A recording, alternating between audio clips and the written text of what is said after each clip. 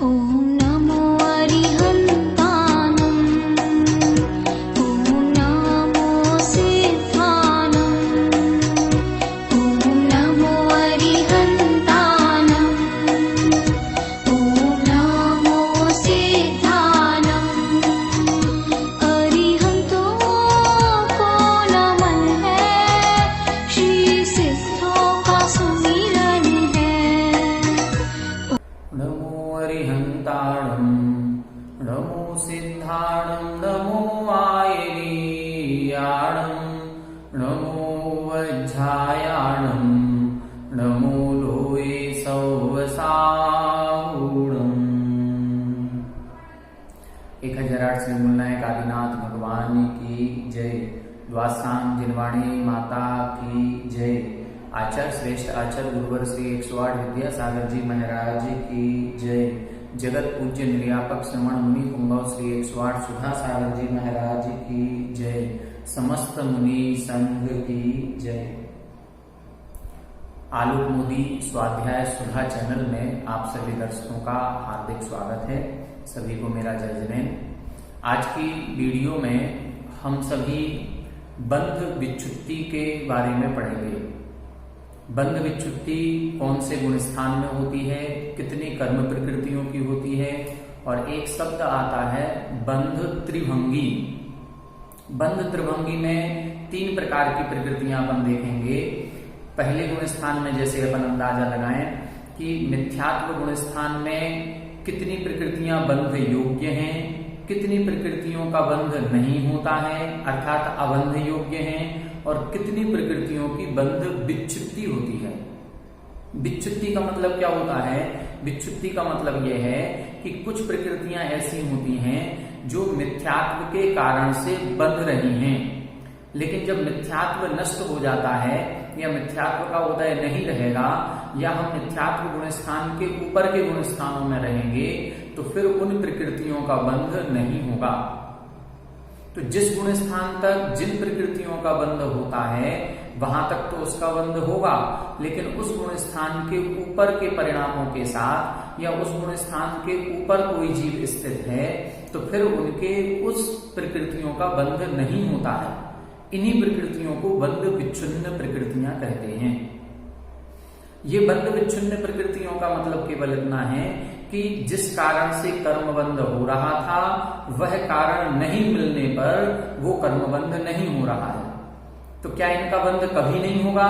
नहीं, ऐसा नहीं है। इनका बंध पुनः प्रारंभ हो सकता है। कब हो जाएगा? जब हम पुनः उसी गुण स्थान में फिर से आ जाएंगे, अथवा जिस कारण से हमारे कर्म प्रकृतियों का बंध हो रहा था वह कारण पुनः मिलने पर वो प्रकृतियों का बंध फिर से होने लगेगा। जैसे उदाहरण से समझें, मिथ्यात्व के कारण से 16 प्रकृतियां बंधती हैं।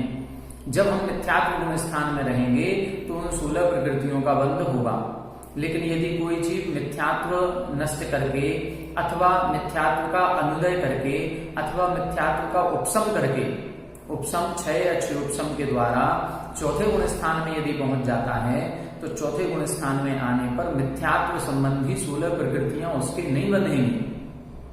लेकिन यही जीव जो औपशमिक सम्यक दृष्टि था, जब इसके पुनः मिथ्यात्व का उदय आ जाएगा तो ये वापस पहले गुण स्थान में आ जाएगा, और पहले गुण स्थान में आते ही इसके वो 16 प्रकृतियों का बंध पुनः प्रारंभ हो जाएगा। तो बंध विच्छिन्न प्रकृतियां जो होती हैं वो उसी गुण स्थान तक बंधती हैं, उसके ऊपर नहीं बनती। लेकिन यदि हम पुनः उसी गुण स्थान में आ जाएंगे तो उनका बंध होना पुनः प्रारंभ हो जाएगा। बंध विच्छुत्ति को समझने के पहले हमें सबसे पहले समझना होगा बंध के कारण और बंध योग्य प्रकृतियां कितनी हैं, और बंध किस गुण स्थान में किन प्रकृतियों का होता है, किन का नहीं होता है, इसके कुछ नियम। सबसे पहले अपन समझेंगे बंध के कारण। बंध के कारण आचार्य उमा स्वामी महाराज श्री ने तत्वार सूत्र ग्रंथ राज के 8वें अध्याय के पहले सूत्र में कहे हैं कि मिथ्या दर्शनाविरति प्रमाद कसाय योगा बंध हेतवः। मतलब बंध के 5 कारण उन्होंने बताए: मिथ्यात्व, अविरति, प्रमाद, कसाय और योग। ये 5 कारणों से कर्मों का बंध होता है। तो इन 5 कारणों से कैसे लगाए जाए? इन 5 कारणों से ऐसे लगाएं, जैसे हमारा एक घर है या एक कमरा है, उस कमरे में 5 खिड़कियां हैं और उन खिड़कियों के कारण से जब बाहर आंधी तूफान आता है तो धूल मिट्टी अंदर आती है। अब जब बाहर आंधी तूफान चलेगा और 5 खिड़कियां खुली रहेंगी तो उनसे धूल मिट्टी अंदर आएगी। अब जब हम एक एक खिड़की को बंद कर देंगे तो जो खिड़की बंद हो जाएगी उस खिड़की से आने वाली धूल भी रुक जाएगी। इसी को हम बंद विच्छुत्ति कहते हैं। जैसे 5 खिड़कियां हैं, 5 खिड़की कौन कौन सी? मिथ्यात्व की, अविरति की, प्रमाद की, कसाय की और योग की। ये 5 खिड़कियां खुली होने से कर्म रूपी धूल अंदर आती है। कहाँ? हमारे आत्मा रूपी कमरे में।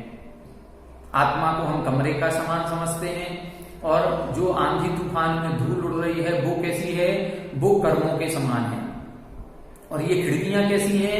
ये हमारे मिथ्यात्व अविरति के समान है। तो पहली खिड़की जो है वो मिथ्यात्व खिड़की जो है, उस मिथ्यात्व रूपी खिड़की से 16 प्रकृतियों रूपी कर्मों की धूल अंदर आती है। कर्म कितने होते हैं? कर्म तो होते हैं 148। 8 कर्म हैं। 8 कर्मों के जब उत्तर भेद पढ़ेंगे तो 148 होते हैं।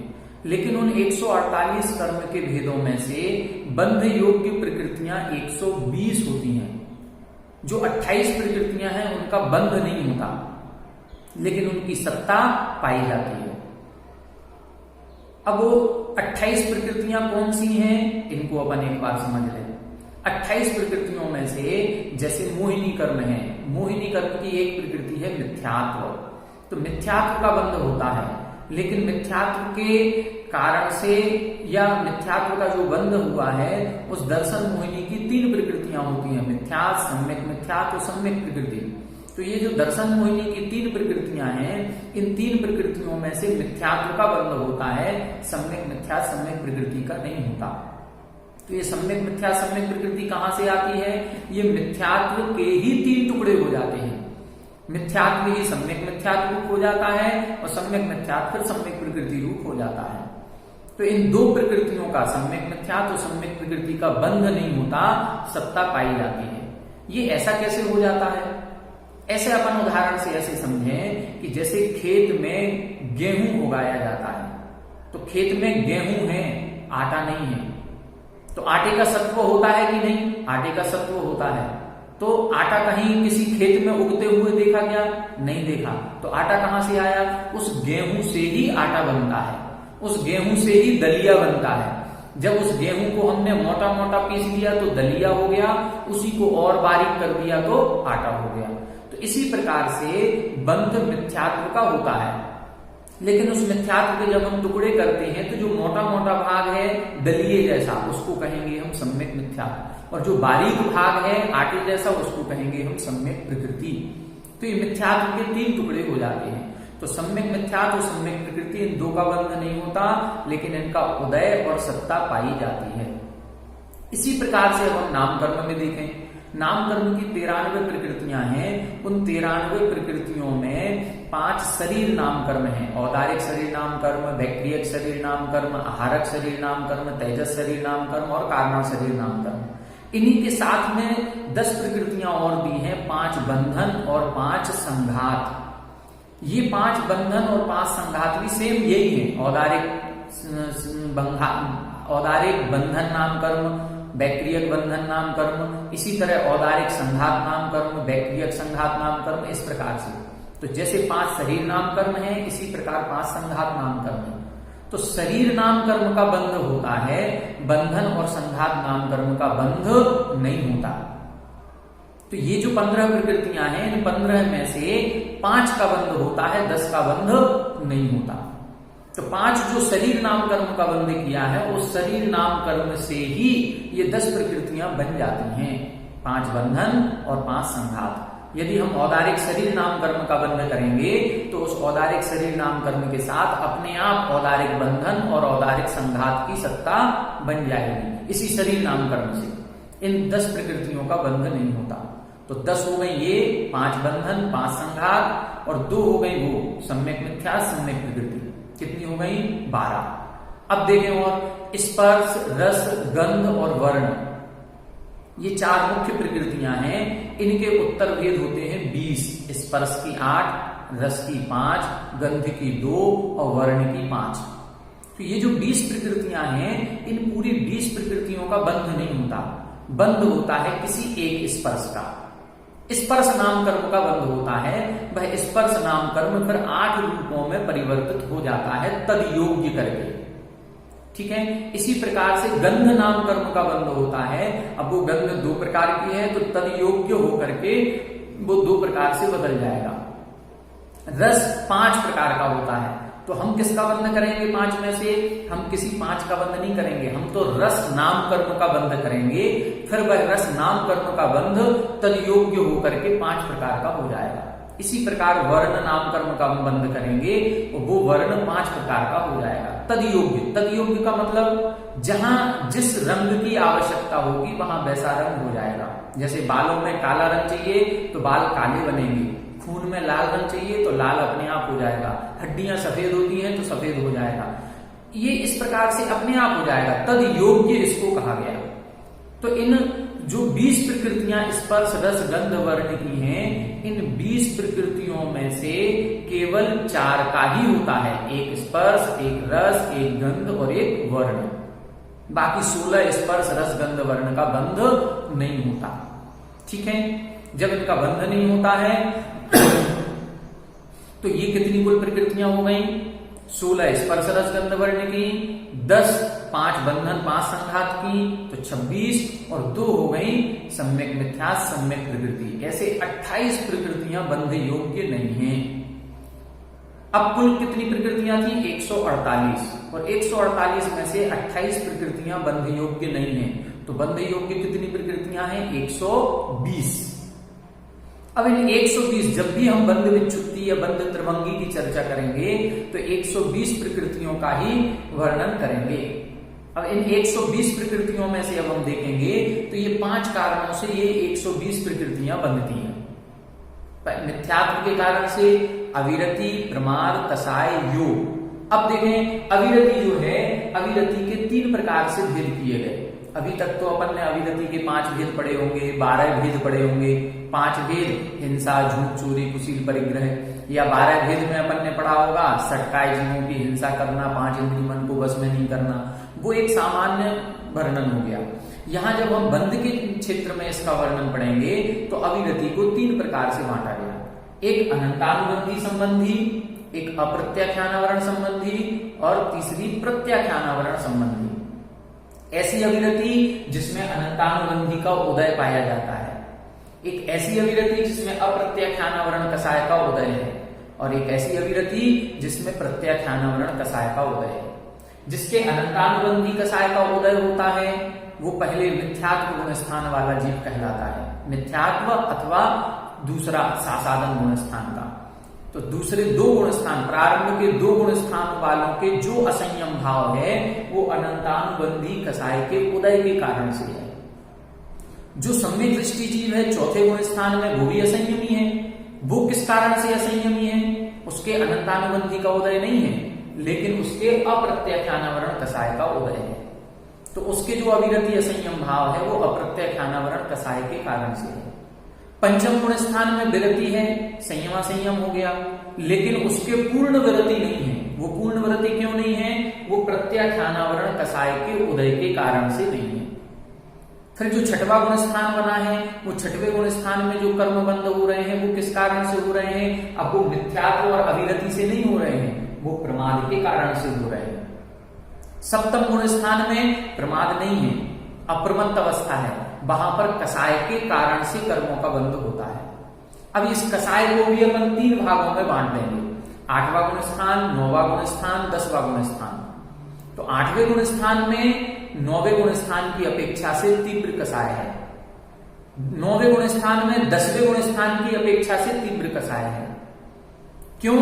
क्योंकि ऊपर के गुण स्थानों में विशुद्धि बढ़ती है, कसाय का अनुभाग कम होता है। वो विशुद्ध परिणाम है। विशुद्ध परिणामों से ही 8वें से 9वां, 9वें से 10वां गुण स्थान बनता है।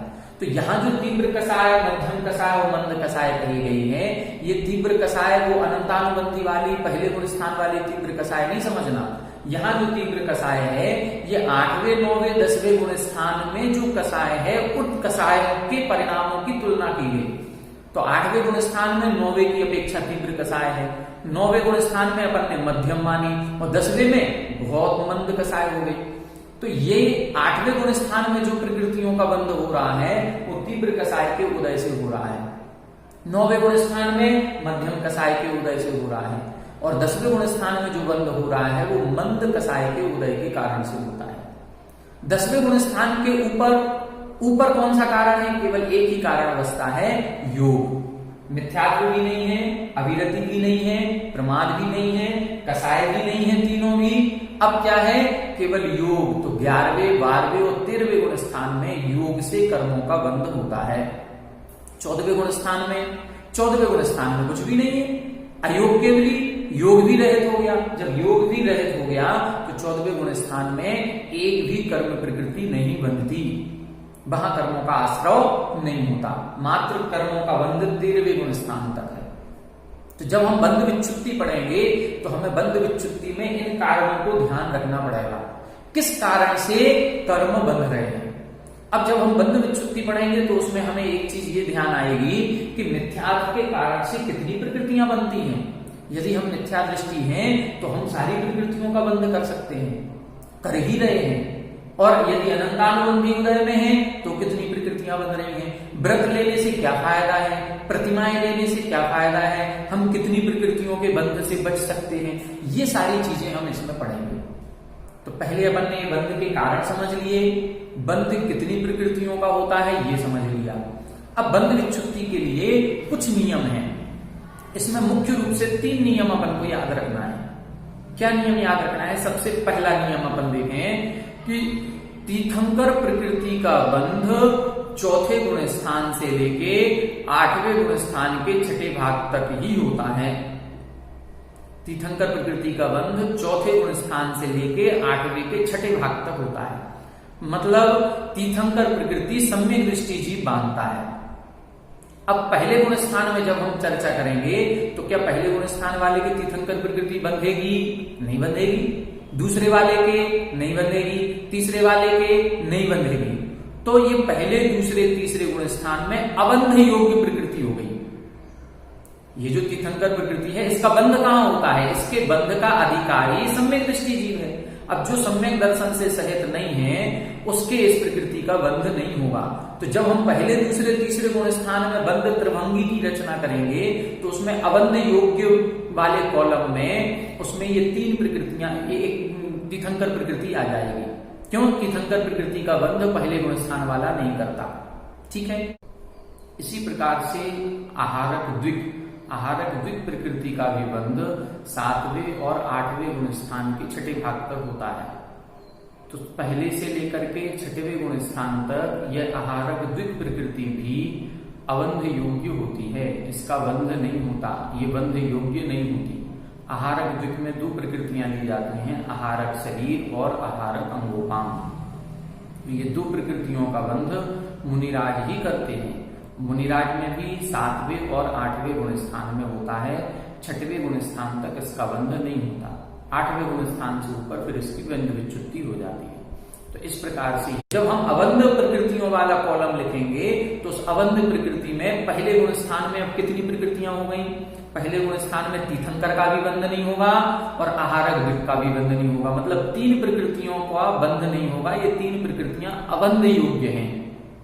ठीक है। दूसरे गुण स्थान में भी ये 3 प्रकृतियां अबंध योग्य हैं, तीसरे गुण स्थान में भी ये 3 प्रकृतियां अबंध योग्य हैं। लेकिन जब चौथा गुण स्थान आएगा तब तीर्थंकर प्रकृति का बंध होने लगा, लेकिन आहारक द्विक ये अभी भी अबंध योग्य है। तो जब चौथे गुण स्थान में हम लिखेंगे तो 2 प्रकृतियां अबंध योग्य। ठीक है। तो ये एक नियम। तीसरा नियम और है इसमें। तीसरा नियम है कि तीसरा गुण स्थान जब होता है जिसमें सम्यक मिथ्यात्व प्रकृति का उदय होता है, और सम्यक मिथ्यात्व प्रकृति के उदय के कारण से ऐसा जीव ना तो सम्यक दृष्टि होता है और ना मिथ्या दृष्टि होता है, वो मिले जुले परिणाम है। अब मिले जुले परिणाम हो जाने के कारण से तीसरे गुण स्थान में किसी भी आयु का बंध नहीं होता। तीसरे गुण स्थान वाला कोई आयु का बंध नहीं करता। उस अंतर मुहूर्त काल तक हमारे आयु बंध नहीं होगा, तो चारों आयु का बंध नहीं होता है। तीसरे गुण स्थान में ये चारों आयु अबंध योग्य हैं। लेकिन जब हम चार्ट पढ़ेंगे तो चार्ट में दो प्रकृतियों को जोड़ते हैं, देवायु और मनुष्यायु। नर और त्रियंच को नहीं जोड़ते। क्यों नहीं जोड़ते? जब हम बंध विच्छुत्ति पढ़ेंगे तो मिथ्यात्व के कारण से 16 प्रकृतियां नहीं बनती, उसमें एक नरकायु आ गई, तो इसकी तो बंध विच्छुत्ति हो गई। इसी प्रकार अनंतानुबंधी के कारण से 25 प्रकृतियों की बंध विच्छुत्ति होती है, तो वहां पर त्रियंचायु आ जाएगी। तो जो नरकायु और त्रियंचायु है इनकी तो अबंध योग्य पहले ही हो गया, ये तो बंध विच्छुत्ति हो गई। अबंध किसे कहते हैं कि जिस गुण अभी तक बंध विच्छुत्ति नहीं हुई लेकिन फिर भी बंध योग्य नहीं है। जैसे हमने बताया ना तीर्थंकर प्रकृति, इसकी अभी बंध विच्छुत्ति नहीं हुई। बंध विच्छुत्ति कब होगी? 8वें गुण स्थान में। लेकिन पहले, दूसरे, तीसरे आदि गुण स्थानों में ये अबंध योग्य है। इनकी बंध विच्छुत्ति जिसकी नहीं हुई फिर भी जिसका बंध नहीं हो रहा है वो अबंध योग्य कहलाएगी। इसी तरह से जब ये तीसरे गुण स्थान में हम 4 आयु की चर्चा करते हैं कि चारों आयु का बंध तीसरे गुण स्थान में नहीं होता, तो चारों आयु में से 2 को लेंगे। क्यों? 2 की तो बंध विच्छुत्ति पहले ही हो चुकी, नरकायु और त्रियंचायु की हो चुकी, 2 की नहीं होती। तो 2 अबंध योग्य हैं, मनुष्यायु और देवायु। जब हम चौथे गुण स्थान में जाएंगे तो इनका बंध होने लगेगा, मनुष्य और देव का। नरक त्रियंच का इनका नहीं होगा। इनका क्यों नहीं होगा? क्योंकि इनकी तो बंध विच्छुत्ति हो चुकी। बंध विच्छुत्ति का मतलब है जहां जिस गुण स्थान तक इनका बंध है उसके ऊपर के गुण स्थानों में इनका बंध नहीं होता, वो बंध विच्छुत्ति। तो नरक आयु का बंध पहले गुण स्थान तक ही होता है, त्रियंच आयु का बंध दूसरे गुण स्थान तक ही होता है, इसके ऊपर इनकी बंध विच्छुत्ति अर्थात इनका बंध ऊपर नहीं होता। तो ऐसे 3 नियम ये हो गए। 3 चीजें अपन ने समझ ली। क्या क्या समझ लिया? कारण क्या है? 5 कारणों से कर्मों का बंध होता है। कितनी प्रकृतियों का बंध होता है? 120 प्रकृतियों का बंध होता है। और तीसरा अपन ने ये 3 नियम पढ़े, इन 3 नियमों को ध्यान रखना। अब इन नियमों को ध्यान में रखते हुए हम बंध त्रिभंगी को समझेंगे। ठीक है, अब बंध त्रिभंगी में 3 प्रकार के चार्ट बनाएंगे हम। एक तरफ लिखेंगे गुण स्थान, अगला कॉलम बनाएंगे बंध योग्य प्रकृतियां, एक कॉलम बनाएंगे अबंध योग्य और एक तरफ लगाएंगे बंध विच्छिन्न प्रकृतियां। और फिर 5वें कॉलम में हम उन प्रकृतियों के नाम लिखेंगे। देखें कैसे बनते हैं। देखें इस प्रकार से बंध विच्छुत्ति का चार्ट बनेगा। सबसे पहले हम गुण स्थान का नाम लिखेंगे, फिर बंध योग्य कितनी प्रकृतियां हैं, अबंध योग्य कितनी प्रकृतियां हैं, बंध विच्छुत्ति कितनी प्रकृतियों की हो रही है और जिन प्रकृतियों की बंध विच्छुत्ति हो रही है उनके नाम कौन कौन से हैं। जैसे अब अपन पहला गुण स्थान देखें। गुण स्थान पहला गुण स्थान कौन सा है? मिथ्यात्व। तो मिथ्यात्व गुण स्थान में अब ध्यान से देखें कुल प्रकृतियां कितनी हैं? 120 बंध योग्य। 120 प्रकृतियों में से अब हमें ये देखना है, वो नियम देखें 3 नियम जो अपन ने पढ़े थे। पहले गुण स्थान में कितनी प्रकृतियां बंध योग्य नहीं है। नियम देखें, तीर्थंकर प्रकृति का बंध कहां से होता है? चौथे से 8वें गुण स्थान तक। तो पहले गुण स्थान में बंधेगी क्या? नहीं बंधेगी। तो उस प्रकृति को कहां लिखेंगे हम? अबंध में। एक कौन सी हो गई? तीर्थंकर प्रकृति। ठीक है, अब आगे देखें दूसरा नियम क्या था? आहारक द्विक। तो आहारक द्विक में बंध होगा? नहीं होगा। तो 2 प्रकृतियां हो गई। ठीक है, कौन कौन सी हो गई? एक तीर्थंकर और 2 आहारक द्विक। तीसरा नियम था कि आयु का बंध नहीं होता है, वो कौन से गुण स्थान का है? तीसरे का। तो वो तीसरे गुण स्थान का नियम है, ये तो पहले गुण स्थान की चर्चा कर रहे हैं। तो यहां 3 प्रकृतियां अबंध योग्य हैं। कितनी प्रकृतियां हैं? 3। अब 120 में से इन 3 को घटा दो, कितनी बची? 117। तो कितनी प्रकृतियां बंध योग्य हो गई? 117 प्रकृतियां बंध योग्य हो गई। हमेशा ध्यान रखें बंध योग्य प्रकृतियां और अबंध योग्य प्रकृतियों का टोटल हमेशा 120 आना चाहिए। कुल मिलाकर के ऐसे समझें कि जैसे अपनी क्लास है और एक क्लास में 60 विद्यार्थी हैं और 60 में से मान लो 10 अनुपस्थित हैं, तो कितने उपस्थित होंगे? 50। 15 अनुपस्थित होंगे तो 45 उपस्थित। मतलब इन दोनों का टोटल हमेशा 60 होगा। इसी तरह से यहाँ पर अनुपस्थित का मतलब अबंध और उपस्थित का मतलब बंध योग्य, तो इन दोनों का टोटल हमेशा 120 आएगा। ठीक है, अब 3 प्रकृतियां अबंध योग्य हैं तो 117 बंध योग्य हैं। अब यहां पर कितनी प्रकृतियों की बंध विच्युति होती है? अब ऐसी प्रकृतियां जिनका बंध मिथ्यात्व के कारण से होता है, और यदि हमारे आत्मा में मिथ्यात्व का उदय नहीं होगा तो वो प्रकृतियां भी नहीं बंधेंगी। ऐसी कितनी प्रकृतियां हैं? तो मिथ्यात्व के कारण से 16 प्रकृतियां होंगी हैं। तो इन 16 की बंध विच्युति होगी। विच्युति कब होगी? जब हम मिथ्यात्व गुण स्थान को छोड़ के आगे के गुण स्थानों में पहुंच जाएंगे, तब विच्युति होगी। मिथ्यात्व में है तब तो बंध रही है ये जो 117 हैं, इनमें ये 16 सम्मिलित हैं। तो जब तक हम मिथ्यात्व में हैं, जब तक हमारे मिथ्यात्व का उदय है, तब तक तो ये 16 प्रकृतियां बंध रही हैं। लेकिन जैसे ही हम मिथ्यात्व से दूसरे गुण स्थानों में जाएंगे तो ये 16 प्रकृतियों की बंध विच्युति हो जाती है, मतलब अब ये बंध योग्य नहीं है ऊपर के गुण स्थानों में। जब हम पुनः मिथ्यात्व में लौट के आएंगे तो फिर से बंध होने लगेगा। तो ये 16 प्रकृतियां कौन कौन सी हैं, इनको ध्यान से देखें। सबसे पहले तो मिथ्यात्व के उदय में मिथ्यात्व का ही बंध होता है। पहली एक प्रकृति हो गई मिथ्यात्व। ठीक है, फिर लिखें नरक आयु, नरक आयु, नरक गति और नरक गत्यानुपूर्वी। कितनी हुई ये? 4। ठीक है, फिर इसके बाद देखें अपन, इसके बाद है नपुंसक वेद। ठीक है, अब इसके बाद एक संस्थान, एक सहनन जो निकृष्ट वाला है, जैसे असंप्राप्ता श्रपाटिका सहनन।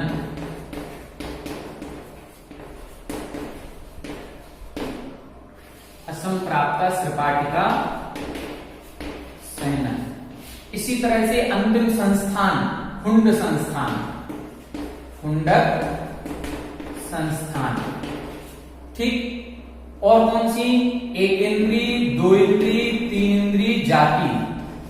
एक इंद्री से लेके 4 इंद्री पर्यंत जाति। ये 4 प्रकृतियां हैं। एक इंद्री जाति, 2 इंद्री जाति, 3 इंद्री जाति, 4 इंद्री जाति। कुल कितनी हो गई? 1, 2, 3, 4, 5, 6, 7 और 4, 7, 4, 11। अब कितनी बची? 5। वो 5 कौन कौन सी हैं? वो 5 हैं स्थावर, सूक्ष्म, साधारण, अपर्याप्त, आतप। ठीक है, तो ये 16 प्रकृतियां हो गई। कौन कौन सी हो गई? मिथ्यात्व। मिथ्यात्व का बंध मिथ्यात्व के उदय में ही होता है। आयु कर्म में नरक आयु। ठीक है, बाकी सब नाम कर्म की है। अब नरक आयु आएगी तो नरक गति भी आएगी, नरक गत्यानुपूर्वी भी आएगी। नार की जीव कैसे? नपुंसक वेद होते हैं, तो नपुंसक वेद भी इसमें आएगा। अंतिम संस्थान, अंतिम सहनन, एक इंद्री, 2 इंद्री, 3 इंद्री, 4 इंद्री जाति, स्थावर, सूक्ष्म, साधारण, अपर्याप्त और आतप। ऐसी ये 16 प्रकृतियों की बंध विच्युति पहले गुण स्थान में होती है। अब क्या होगा? अब हम दूसरे गुण स्थान में आ गए। अब दूसरे गुण स्थान में जब हम आएंगे तो अब दूसरे गुण स्थान में ध्यान से देखें। अब अबंध योग्य प्रकृतियां कितनी हैं? तो अबंध योग्य प्रकृतियों को जब हम दूसरे गुण स्थान में गिनेंगे तो सबसे पहले क्या करना है? सबसे पहले दूसरे गुण स्थान में जितनी पहले गुण स्थानों में विच्युति हो चुकी उनका बंध तो आगे होना नहीं है। तो जो पहले गुण स्थान में, दूसरे की चर्चा कर रहे हैं, तो पहले गुण स्थान में कितनी बंध विच्युति हुई? 16 की। तो ये 16 तो पहले ही आ रही है, 16 तो ये हो गई अबंध योग्य। इन 16 का बंध अब नहीं होगा। अब दूसरे गुण स्थान में वो नियम लगाएं। पहला नियम, तीर्थंकर प्रकृति का बंध कौन से गुण स्थान से? चौथे से होता है। तो दूसरे में होगा क्या? नहीं होगा। तो एक तीर्थंकर प्रकृति हो गई। आहारक दूसरे में होगा? नहीं होगा। तो 2 ये हो गई। और आयु वाला जो नियम था वो तीसरे गुण स्थान का था, तो दूसरे गुण स्थान में नियम नहीं लगना। कुल कितनी हो गई ये 16 और 1 17 और 2 19। जब ये 19 है अबंध योग्य, तो बंध योग्य कितनी होंगी? 120 में से 19 घटाओ तो 101, ये बंध योग्य है। अब तीसरा कॉलम कौन सा है? बंध विच्छिन्न प्रकृतियों वाला। जब दूसरे गुण स्थान में जो प्रकृतियां बन रही हैं, ये किस कारण से बन रही हैं? अविरति के कारण से। मिथ्यात्व तो चला गया, दूसरे गुण स्थान में जो बंध हो रहा है वो कौन से कारण थे? अविरति। अब अविरति हमने 3 प्रकार की बताई थी, अनंतानुबंधी संबंधी, अप्रत्याख्यान संबंधी और प्रत्याख्यान संबंधी। तो दूसरे अनंतानुबंधी का उदय दूसरे गुण स्थान तक होता है, इसीलिए दूसरे गुण स्थान में अनंतानुबंधी के कारण से जो प्रकृतियां बन रही थी, अब उन प्रकृतियों का बंध विच्छिन्न हो जाएगा, बंध विच्छुत्ति हो जाएगी। कब? जब हम दूसरे गुण स्थान से ऊपर के गुण स्थानों में पहुंचेंगे। मान लो कोई तीसरे गुण स्थान में है या कोई चौथे गुण स्थान में है, तो वो इन दूसरे गुण स्थान में और पहले गुण स्थान में होने वाली जो बंध होने वाली प्रकृतियां हैं उनका बंध नहीं करेंगे। तो ऐसी कितनी प्रकृतियां हैं? अनंतानुबंधी के कारण से 25 प्रकृतियों का बंध होता है। अब इन 25 की बंध विच्छुत्ति होगी, तो ये 25 प्रकृतियां कौन सी हैं? इन 25 को अपन समझ लें। इन 25 को समझने के लिए बिल्कुल सरल तरीका है, वो सरल तरीका आपको हम बता रहे हैं। सबसे पहले अनंतानुबंधी के कारण से अनंतानुबंधी प्रकृति बनती है। तो सबसे पहले तो अनंतानुबंधी संबंधी 4 प्रकृतियां, अनंतानुबंधी की 4 कौन कौन सी? क्रोध, मान, माया, लोभ, ये 4 प्रकृतियां हो गई अनंतानुबंधी की।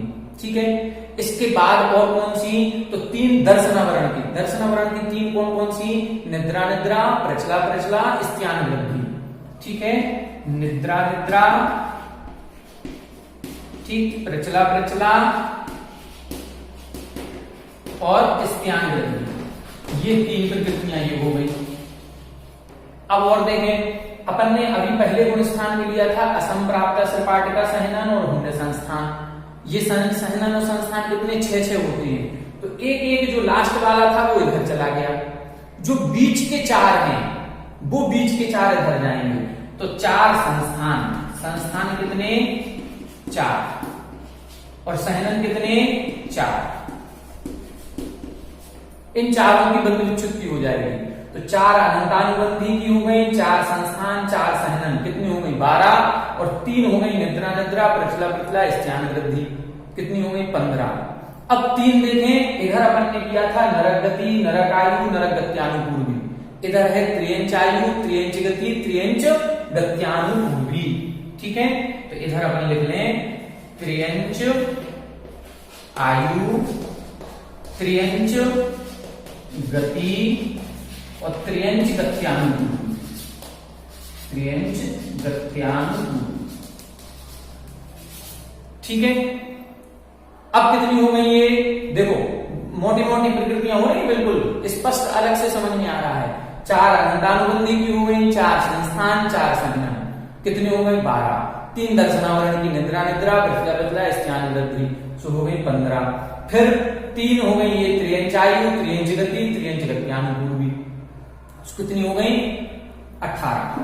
ठीक है, हो गई 12 और 3 15 और 3 18। अब आगे देखें कितनी? 25 करनी है। अब यहां पर एक दूसरे गुण स्थान में नीच गोत्र जाएगा। नीच गोत्र का बंध दूसरे गुण स्थान तक ही होता है। यहां अपन ने नपुंसक वेद लिया था, तो इधर आएगा स्त्री वेद। ठीक है, अब 5 प्रकृतियां और नामकर्म की हैं। वो 5 प्रकृतियां कौन कौन सी हैं नामकर्म की? इनको देखें। एक 5 प्रकृतियों में आएगा उद्योत, इधर आतप था तो उद्योत, फिर इधर है दुर्भग, अनादेय,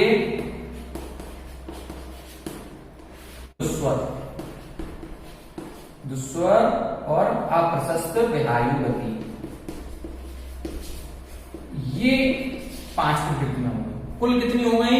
25 प्रकृतियां इस प्रकार से हो जाती हैं। तो दूसरे गुण स्थान में इन 25 प्रकृतियों की बंध विच्छुत्ति हो जाएगी। पहले गुण स्थान में 16 गई, दूसरे में 25। 16 कौन कौन सी थी? बिल्कुल सरल है। पहले एक मिथ्यात्व, 3 नरकायु, नरक गति, नरक गत्यानुपूर्वी, एक अंतिम संस्थान, एक अंतिम सहनन। ठीक है, 1 इंद्री से लेके 4 इंद्री जाति तक, और 5 हो गई ये वाली आपकी नामकरण की। कौन कौन सी? स्थावर, सूक्ष्म, साधारण, अपर्याप्त, आतप। ठीक। दूसरे गुण स्थान में जब गई तो 4 अनंतानुबंधी की, 4 संस्थान, 4 सहनन। कितने हो गए? 12। अब 3 कर लो दर्शनावरण की, निद्रा निद्रा, प्रचला प्रचला, स्त्यान वृद्धि, और 3 हो गई त्रियंच गति, त्रियंच आयु, त्रियंच गत्यानुपूर्वी। तो 6, ये 12 और 6 18। अब 5 है नामकरण की, वो 5 नामकरण की उद्योग, दुर्भर, अनादेय, दुस्वर और अप्रशस्त विहायोगति, और 1 नीच गोत्र और 1 स्त्री भेद। ठीक। अब ये दूसरे गुण स्थान में 25 चलेंगे। जब अब हम तीसरे गुण स्थान में पहुंचेंगे, अब अपन को नियम देखना है कि तीसरे गुण स्थान में कितनी प्रकृतियां अबंध योग्य और कितनी बंध योग्य, कितनी की बंध विच्छुत्ति होती है। यहां तक अपना क्लियर हो गया। पहले गुण स्थान में कुल 120 में से 117 बंध रही थी, 3 अबंध योग्य थी, 16 की विच्छुत्ति हुई। जब दूसरे गुण स्थान में आए तो 16 ये अबंध में आ गई, और फिर अपन ने नियम लगाए कि 3 प्रकृतियां अबंध योग्य और थी, तीर्थंकर प्रकृति, आहारक प्रकृति, तो 19 हो गई। जब 19 अबंध योग्य हैं, इनका बंध नहीं हो रहा है, तो बंध कितने का होगा? 101 का। अब बंध विच्छुत्ति कितने की हो रही है? 25 की। ये 25 की बंध विच्छुत्ति कब होगी? जब इस दूसरे गुण स्थान से ऊपर जाएंगे हम, तो मतलब तीसरे चौथे गुण स्थान वाले के इनका बंध नहीं होगा। अब तीसरे गुण स्थान को देखते हैं, तीसरे गुण स्थान में कैसी संरचना बनती है। अब तीसरे गुण स्थान में देखें, तीसरे गुण स्थान में क्या स्थिति बन रही है अपनी। तीसरे गुण स्थान में स्थिति बन रही है, देखें पहले गुण स्थान में 117 बंध योग्य थी, 3 अबंध योग्य थी, 120 हो गई, 16 की विच्छुत्ति हुई। फिर दूसरे में आए तो 16 ये अबंध में आ गई, क्योंकि अब इनका बंध नहीं होना, इनकी विच्छुत्ति हो चुकी, तो 16 अबंध में हो गई। और नियम के अनुसार 3 अभी भी अबंध योग्य हैं, तीर्थंकर प्रकृति और आहारक, तो 19 प्रकृतियां अबंध योग्य। तो बंध योग्य कितनी होंगी? 101। विच्छुत्ति कितने की हुई? 25 की। अब तीसरे गुण स्थान में देखें, जब भी ये देखना हो तो सबसे पहले अबंध प्रकृतियों को देखेंगे हम। अबंध प्रकृतियां कितनी हैं? तो अब अबंध प्रकृतियां कितनी हो जाएंगी? सबसे पहले तीसरे गुण स्थान को देख रहे हैं, तो तीसरे गुण स्थान के पूर्व जितनी प्रकृतियों की विच्छुत्ति हो चुकी है उनको हम जोड़ेंगे। तो 25 और 16 इनको जोड़ो, कितनी हो गई? 41। तो 41 तो ये आ गई। ठीक है, 41 की तो बंध विच्छुत्ति हो चुकी पहले, तो इनका तो बंध नहीं होगा। अब नियम को देखें, तीसरे गुण स्थान में तीर्थंकर प्रकृति बंधेगी क्या? नहीं बंधेगी, तो +1। आहारक द्विक बनेगा क्या? नहीं बंधेगा, तो +2 और। फिर अब तीसरा नियम क्या था? तीसरा नियम था तीसरे गुण स्थान में किसी भी आयु का बंध नहीं होता। अब जब किसी भी आयु का बंध नहीं होता तो हम +4 करेंगे, इधर 4 आयु है, नहीं 4 क्यों नहीं करेंगे? क्योंकि ये जो 16 लिखी है, इन 16 में नरक आयु भी आ गई और इन 25 में त्रियंच आयु भी आ गई। तो जब इन 2 को हम पहले ही लिख चुके हैं, पहले ही इनकी बंध विच्छुत्ति हो गई है, तो इन 2 को इधर नहीं लिखेंगे। तो इधर कितनी और जुड़ जाएंगी? 2 प्रकृतियां और। कौन कौन सी? देवायु की और मनुष्यायु की। इनकी अभी विच्छुत्ति नहीं हुई। जिनकी विच्छुत्ति नहीं हुई और फिर भी उनका बंध नहीं हो रहा है, उनको बोलते हैं अबंध योग। तो 2 हो गई ये आयु की। तो कुल कितनी हो गई? कुल प्रकृतियां हो गई 41 और 1 42 और 2 44 और 2 46। ये अबंध योग हो गई 46। जब अबंध योग्य 46 होंगी तो अब कुल टोटल बंध योग्य कितनी थी? 120। 120 में से 46 को हटा दो, तो 120 में से जब 46 घटाएंगे तो 74। ठीक है, ये 74 प्रकृतियां बंध योग्य हैं तीसरे गुण स्थान में। अब तीसरे बिंदु पे देखें, तीसरे गुण स्थान से ऊपर यदि जाते हैं तो तीसरे गुण स्थान में कितनी प्रकृतियों की बंध विच्छुत्ति होती है?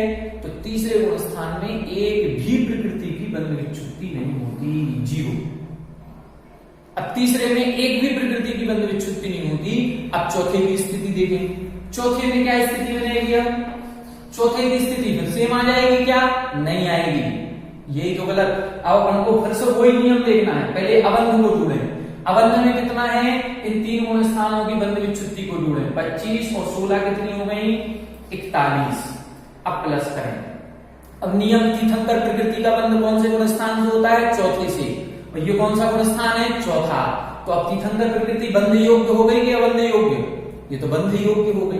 तो अब अबंध में इसको लिखेंगे क्या, नहीं लिखेंगे। अब आहारक तो वो अभी भी अबंध योग्य है, 2 लिख दो इधर। अब देखें 3 आयु, वो 4 आयु थी, उनमें से ये 2 प्रकृतियां अपन ने तीसरे गुण स्थान में अबंध योग्य कर दी थी, देवायु और मनुष्यायु।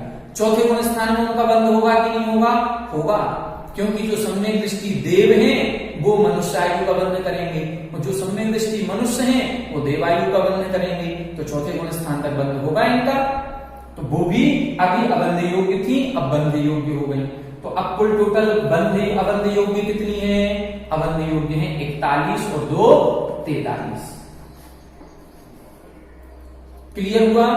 ये 43 क्यों लिखा, ये 3 कौन सी कम हो गई, 3 कम हुई, एक तीर्थंकर प्रकृति क्योंकि उसका बंध प्रारंभ हो गया, ठीक है, और 2 आयु, वो तीसरे गुण स्थान में नहीं बंध रही थी लेकिन चौथे में बंधेंगी। तो ये 43 हो गई। अब इधर जब 43 होंगी तो इधर कितनी होंगी, इधर होंगी 77, ठीक है। अब यहां से बंध विच्छुत्ति कितने की होती है, यदि कोई सम्यक दृष्टि है तो वो 43 प्रकृतियों का बंध नहीं कर रहा है लेकिन 77 का कर रहा है। लेकिन यदि यही सम्यक दृष्टि जीव प्रतिमाएं ग्रहण कर ले, व्रत ले ले और अप्रत्याख्यानावरण कषाय का अनुदय कर दे, तब वो पंचम गुण स्थान में पहुंचेगा। तो पंचम गुण स्थान में पहुंचते ही इन व्रतों से क्या फायदा होगा, उसने व्रत जो लिए हैं उससे क्या फायदा मिला, उससे फायदा ये मिलेगा कि व्रत नहीं होने से अप्रत्याख्यानावरण कषाय के उदय के कारण से 10 प्रकृतियों का बंध हो रहा था, अब वो 10 प्रकृतियों का बंध नहीं होगा। तो चौथे गुण स्थान से जब 5वें में जाएगा इन 10 प्रकृतियों की बंध विच्छुत्ति हो जाएगी। अब ये 10 प्रकृतियां कौन सी हैं, इसको अपन समझ लेते हैं, ठीक है। अब इस चौथे गुण स्थान में देखें 10 प्रकृतियां कौन सी होंगी, तो अप्रत्याख्यानावरण कषाय का अनुदय हमने किया है, तो अप्रत्याख्यानावरण कषाय का बंध भी नहीं होगा। तो यहां पर लिख लेंगे अप्रत्याख्यानावरण कषाय, ठीक है। इनकी कितनी हो गई, ये 4 तो ये हो गई। फिर अपन लिखेंगे पहले गुण स्थान में नरकायु, नरक गति, नरक गत्यानुपूर्वी, दूसरे में त्रियंचायु, त्रियंच गति, त्रियंच गत्यानुपूर्वी, इसमें आएगी मनुष्य गति, मनुष्य आयु, मनुष्य गति और मनुष्य गत्यानुपूर्वी, ठीक है। ये 3 हो गई, 4 3 कितनी हो गई, 7। अब 7 के बाद एक आएगा औदारिक द्वीप, औदारिक शरीर, औदारिक अंगोपांग, तो ये 2 ये हो गई, औदारिक शरीर और अंगोपांग, ठीक। और एक अंतिम 10वीं प्रकृति कौन सी है, वज्र वृषभ नाराज सहनन, वज्र शव नाराज सहनन, ये 10 प्रकृतियों का बंध चौथे गुण स्थान तक होता है, इसके ऊपर नहीं होता। अब हमें इनमें थोड़ा सा समझना है, इसमें ये समझना है, ध्यान से देखें, चौथे गुण स्थान के ऊपर नियम से देवायु का ही बंध होता है। चौथे गुण स्थान से ऊपर कितने गतियों में गुण स्थान बन सकते हैं, केवल त्रियंच में और मनुष्य में। पंचम गुण स्थान किसके होगा, या तो त्रियंचों के होगा या मनुष्यों के होगा। तो जितने भी त्रियंच और मनुष्य होंगे पंचम गुण स्थानवर्ती, ये नियम से देवायु का बंध करेंगे। जब नियम से देवायु का ही बंध करना है तो देवों के कौन सा शरीर होता है, वैक्रियक शरीर, तो औदारिक शरीर अंगोपांग तक का बंध यहीं तक होगा। औदारिक शरीर और औदारिक अंगोपांग का बंध इसके ऊपर होता ही नहीं है। क्यों नहीं होता, क्योंकि इसके ऊपर नियम से देव ही बनना है और देवों के वैक्रियक मिलना है, तो इसका बंध नहीं होगा। अब जब देव ही बनना है तो देवों में सहनन नहीं होता। 5 सहनन तो अपन ने पहले ही निकाल दिए, 5 सहनन की बंध विच्छुत्ति तो पहले ही हो गई थी। सबसे लास्ट का था जो असंप्राप्त सपाटिका सहनन वो पहले गुण स्थान में चला गया, बीच के 4 सहनन थे वो दूसरे गुण स्थान में चले गए। अब वज्र वृषभ नाराज सहनन था वो भी जैसे ही हम व्रत लेंगे वैसे ही चले जाएंगे। तो क्या सम्यक दृष्टि जीव बंद करता है? सम्यक दृष्टि तो बंद करेगा। क्यों? क्योंकि सम्यक दर्शन तो देवों के भी है। तो सम्यक दृष्टि जो देव हैं वो तो मरण करके मनुष्य ही बनेंगे, वो भी कर्म भूमि का मनुष्य बनेंगे। जब कर्म भूमि का बनेंगे तो उधर सहनन की आवश्यकता होगी, तो वो तो सहनन का बंद करेंगे। लेकिन जैसे ही पंचम गुण स्थान होगा, इस पंचम गुण स्थान होते ही व्रत हो जाएंगे, और व्रतधारी जो त्रियंच और मनुष्य हैं ये नियम से देव बनेंगे। देव बनेंगे तो इनको वज्र वृषभ नाराज सहनन का भी बंध नहीं होता। तो चौथे गुण स्थान के ऊपर ना तो आहारक का बंध है और ना वज्र वृषभ नाराज सहनन का बंध है। और इसीलिए मनुष्य आयु, मनुष्य गति, मनुष्य गत्यानुपूर्वी का भी बंध नहीं है। क्यों नहीं है? क्योंकि उनको देव बनना है। जब देव बनना है तो ना तो मनुष्य आयु का बंध करेंगे, ना मनुष्य गति का और ना मनुष्य गत्यानुपूर्वी का। तो ये कुछ कारण होते हैं। अपन लोग जो कहते हैं कि चौथे गुण स्थान सम्यक दर्शन एक बार हो गया तो सम्यक दृष्टि जीव नरक नहीं जाता, पहले नरक से नीचे सम्यक दृष्टि जीव त्रियंच नहीं बनता, जो 1 इंद्री 2 इंद्री 3 इंद्री 4 इंद्रियों में उत्पन्न नहीं होता, नीच गोत्र में उत्पन्न नहीं होता, स्त्री वेद नपुंसक वेद ही नहीं होता। क्यों नहीं होता? ये अपन ने अब देख लिया कि जो पहले गुण स्थान में 16 प्रकृतियां गई थी उनमें 1 इंद्री से लेके 4 इंद्री जाति तक की प्रकृतियां थी। उसमें हुंड संस्थान भी था, उसमें असंप्राप्त सपाटिका सहनन भी था, उसमें नपुंसक वेद भी था, तो उसमें नरक आयु, नरक गति, नरक गत्यानुपूर्वी थी। तो जब सम्यक दृष्टि हो गया, इधर चौथे गुण स्थान में आ गया, तो इनका तो बंध विच्छुत्ति हो गई। जब बंध विच्छुत्ति कर दी, जब वो बंध करेगा ही नहीं तो फिर जाएगा कैसे? इसीलिए कहा जाता है कि सम्यक दृष्टि जीव नरक आयु का बंध नहीं करता। सम्यक्त्व के साथ नरक आयु का बंध नहीं होगा। अब सम्यक्त्व के साथ नरक आयु का बंध नहीं होगा, सम्यक दृष्टि जीव नपुंसक वेद में नहीं जाएगा, सम्यक दृष्टि जीव स्त्री वेद में नहीं जाएगा। स्त्री वेद का बंध दूसरे गुण स्थान तक होता है, इसलिए नहीं जाएगा। सम्यक दृष्टि जीव नीच गोत्र में नहीं जाता। क्यों नहीं जाता? नीच गोत्र का बंध दूसरे गुण स्थान तक होता है, इसलिए नहीं जाता। सम्यक दृष्टि जीव यदि मान लो भोग भूमि में जा रहा है, मनुष्य बन रहा है, तो उधर उत्कृष्ट संस्थान, उत्कृष्ट सहनन होगा। इसीलिए जो 5 संस्थान और 5 सहनन हैं ये पहले ही दूसरे गुण स्थान में चले गए। अब चौथे गुण स्थान में है, यदि वो मान लो उसने पूर्व में मनुष्य आयु का बंध कर लिया है तो भोग भूमि जाएगा। अब भोग भूमि जाएगा तो उधर उत्कृष्ट सहनन मिलेगा, उत्कृष्ट संस्थान मिलेगा। तो हीन सहनन, हीन संस्थान मिलेंगे ही नहीं। तो यही कारण है, ये बंध विच्छुत्ति पढ़ने से हमको ये सारी चीजें समझ में आएंगी कि ये सम्यक दृष्टि जीव की महिमा कैसे हो रही है। ये इसीलिए हो रही है कि सम्यक दर्शन आते ही उसके मिथ्यात्व चला गया, अनंतानुबंधी चली गई। ये 2 प्रकृतियां जाते ही इन सारी अशुभ प्रकृतियों का जो 41 प्रकृतियां हैं उनका बंध ही नहीं होता, उनकी बंध विच्छुत्ति हो गई। इसलिए वो बंध नहीं करेगा। बंध नहीं करेगा तो उस पर्याय में भी नहीं जाएगा। जैसे ही हम व्रत लेंगे तो अब बिल्कुल नियम हो गया कि ये देव ही बनेगा। इसीलिए एक सिद्धांत है कि जिसने अगली आयु का बंध कर लिया, कौन सी? मनुष्य, त्रियंच या नरक आयु का बंध कर लिया, ऐसे जीव का पंचम गुण स्थान नहीं होता, क्योंकि उसने आयु का बंध कर लिया। यदि देव आयु का बंध किया है अथवा कोई भी आयु का बंध नहीं किया है तो पंचम गुण स्थान बनेगा, तो वो व्रत ले सकता है, व्रत लेने के भाव होंगे। लेकिन यदि उसने देवायु को छोड़ करके किसी अन्य आयु का बंध कर लिया तो उसके पंचम गुण स्थान नहीं होगा। क्यों नहीं होगा? क्योंकि फिर तो उसको मनुष्य बनना पड़ेगा, फिर उसको त्रियंच में जाना पड़ेगा, और पंचम गुण स्थानवर्ती जीव इनका बंध ही नहीं करता। तो ये सारी स्थितियां हमें बंध विच्छुत्ति पढ़ने से स्पष्ट होती हैं। तो अब क्या स्थिति बन गई अपनी? अब स्थिति ये बन गई कि पहले 16 प्रकृतियों की बंध विच्छुत्ति हुई, दूसरे गुण स्थान में 25 प्रकृतियों की हुई, तीसरे में 1 की भी नहीं हुई, चौथे में 10 प्रकृतियों की बंध विच्छुत्ति हुई। अब जब हम 5वें गुण स्थान को देखेंगे तो 5वें गुण स्थान में सबसे पहले जब अबंध योग्य लिखेंगे हम, तो अबंध योग्य प्रकृतियों में पहले इनको जोड़ो। पहले बंध विच्छुत्ति किन किन की हो चुकी उनको जोड़ लो। तो जब इनको हम जोड़ेंगे तो 5वें गुण स्थान में क्या स्थिति बनी? 5वें गुण स्थान में स्थिति बनेगी 25 और 16 41 और 10 51। तो 51 प्रकृतियां तो ये हो गई। अब प्लस देखो, अब तीर्थंकर प्रकृति बन रही है, वो तो कोई दिक्कत नहीं, उसको अपन ने पहले ही अलग कर दिया। आहारक द्विक, आहारक द्विक का बंध अभी भी नहीं हो रहा, तो +2 कर दो। ठीक है, कितनी हो गई ये 53। अब 53 जब इधर अबंध योग्य होंगी तो बंध योग्य कितनी होगी, 120 में से 53 हटा दो तो कितनी हो गई 67। 67 प्रकृतियां ये बंध योग्य हैं। अब जैसे ही जो अनुवृत्ति था, प्रतिमाधारी था, ये जब मुनि दीक्षा लेगा और इस पंचम गुण स्थान को छोड़कर के छठवें गुण स्थान में जाएगा तो कितनी प्रकृतियों का बंध अभी कर रहा था, अब नहीं करेगा। मतलब श्रावक अवस्था में जिसका बंध होता है और मुनि अवस्था में जिसका बंध नहीं होता, ऐसी कितनी प्रकृतियां हैं, इन प्रकृतियों को अपन देखते हैं।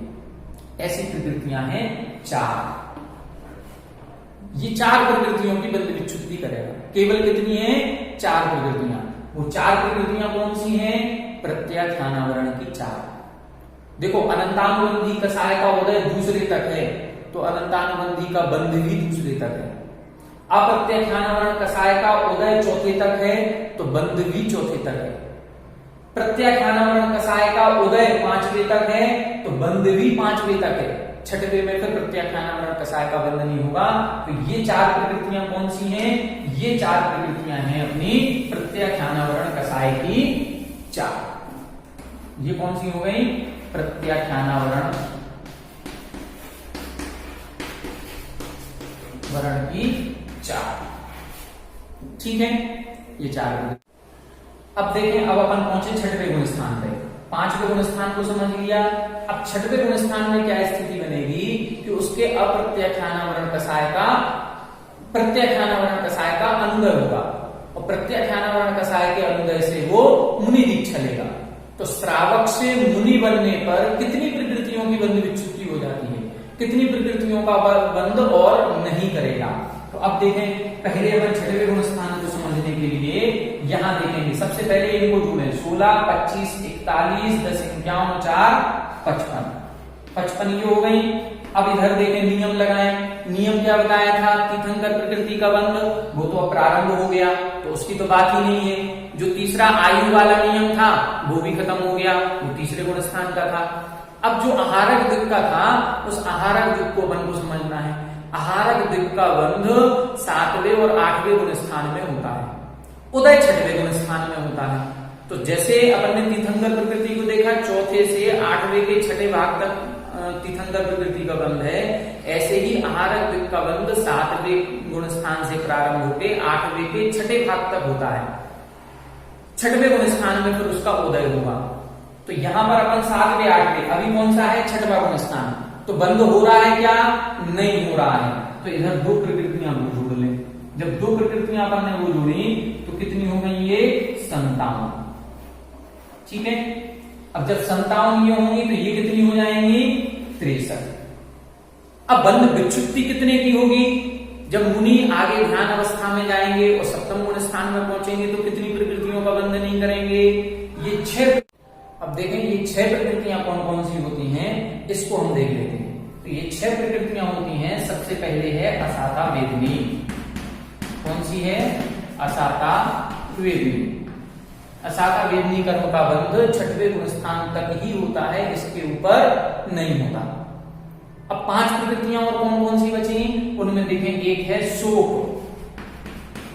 ठीक है, मोहिनी कर्म का जो वेद है, नमो कसाय में से एक शोक और अरति, ये 2 प्रकृतियां हैं मोहिनी कर्म की।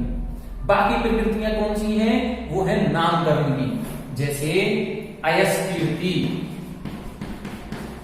ठीक है, अयस्कीर्ति और इसके बाद अयस्थिर और एक प्रकृति और आए अशुभ नाम कर्म। ऐसी ये 6 प्रकृतियां होती हैं। इन 6 प्रकृतियों में से अपन को ये ध्यान रखना है कि इन 6 में से 5 के नाम आ से हैं। 5 के नाम आ से कौन कौन सी, असाता वेदनी, अरति, अयस्कीर्ति, अयस्थिर और अशुभ। ये सब आ से शुरू होने, असाता वेदनी आ से, अयस्थिर आ से और अयस्कीर्ति ये भी आ से, अशुभ ये भी आ से और अरति भी आ से। एक प्रकृति है शोक, वो होती है दूसरे नाम से, सा से है। तो इधर अपन 5 प्रकृतियां 6 प्रकृतियां याद करना है। कौन कौन सी 6 होती हैं? असाता वेदनी, शोक, आरति, अयस्कीर्ति, अस्थिर और अशुभ। ऐसे 6 प्रकृतियों की बंध विच्युति इन 6वें गुण स्थान में हो जाएगी। अब जब हम 7वें गुण स्थान में पहुंचेंगे तब क्या स्थिति बनेगी? तो 7वें गुण स्थान में पहुंचते ही अब ध्यान से देखें, पहले कितनी है अबंध योग्य देख लो इनको, 16, 25, 41, 10, 51, 4, 55, 6, 61। 61 प्रकृतियां तो अबंध योग्य थी जो बंध विच्युति से चली आ रही है। अब वो आहारक गति वाली जो प्रकृतियां थी जो अभी तक अबंध योग्य थी, अब वो बंध योग्य हो गई। अब बंध योग्य हो जाने से यहाँ ये 2 कम हो जाएंगी, तो ये 61 हो गई, तो ये कितनी हो जाएंगी? ये हो जाएंगी 59। ठीक है, इस प्रकार से 7वें गुण स्थान में 59 प्रकृतियां बंध योग्य और 61 प्रकृतियां अबंध योग्य। अब इधर देखो बैलेंस, कुल प्रकृतियां 120 हैं और 120 में से यदि हम मुनि बन जाते हैं तो मुनि बनते ही अब बैलेंस देखें, बैलेंस होना चाहिए 60 इधर और 60 इधर, लेकिन मुनि बनते ही 59 प्रकृतियां बंध योग्य हैं और 61 प्रकृतियां अबंध योग्य। अब हमारा जो पड़ला है बंध वाला वो ऊपर आ रहा है, अब घटता जाएगा, ये 59 हो गई है। 120 में से मात्र 59 का ही बंध करते हैं। तो मुनि दीक्षा लेने में कितना फायदा है ये देखिए, यदि हम मुनि दीक्षा लेते हैं और भावलिंग के साथ हमारा गुण स्थान भी 6वां हो जाता है, 6वां 7वां, तो हमारे इतनी प्रकृतियां नहीं बंधेंगी। ना हम नरक आयु का बंध करेंगे, ना त्रियंच आयु का बंध करेंगे, ना मनुष्य आयु का बंध करेंगे, हम देवायु का ही बंध करेंगे। हमारे नीच पुत्र का बंध नहीं होगा, हमारे 1 इंद्री से लेके 4 इंद्री तक के बंध नहीं होगा, हमारे असुर सहनन का बंध नहीं होगा। कितनी सारी प्रकृतियां हट गई। ये सब मुनि बनने का 6वें गुण स्थान का परिणाम है। 6वें गुण स्थान में बंध योग्य प्रकृतियां 59 और अबंध योग्य 61। जैसे ही ये जीव 6वें गुण स्थान से 7वें में जाता है तो एक प्रकृति की बंध विच्युति होती है, वो एक प्रकृति होती है देव आयु। वो कौन सी है? ये देवायु। एक प्रकृति जो जाएगी वो देवायु प्रकृति होगी। ठीक है, मतलब आयु कर्म का बंध केवल 7वें गुण स्थान तक ही होता है। 7वें के ऊपर तो आयु कर्म का बंध ही नहीं होता। क्यों नहीं होता? क्योंकि 7वें के ऊपर यदि छपक श्रेणी आरोहण करेंगे तो अब कर्म का बंध ही नहीं करना, आयु कर्म का बंध होना ही नहीं है। जिसने आयु कर्म का बंध नहीं किया ऐसा जीव ही छपक श्रेणी चढ़ता है, और छपक श्रेणी में किसी भी आयु का बंध होता नहीं है। यदि देवायु का पहले बंध कर लिया तो फिर वो उपसम श्रेणी चढ़ेगा। तो 7वें गुण स्थान से ऊपर जैसे ही 8वें में जाएंगे अब आयु कर्म का भी बंध नहीं होता, एक भी आयु कर्म का बंध नहीं। अब आयु कर्म को देख ले, नरक आयु का बंध पहले गुण स्थान तक, देवा वो त्रियंच आयु का बंध दूसरे गुण स्थान तक, मनुष्य आयु का बंध 4थे गुण स्थान तक, और देवायु का बंध 7वें गुण स्थान तक होता है। ठीक है, अब 7वें के ऊपर देखें 8वें आदि गुण स्थानों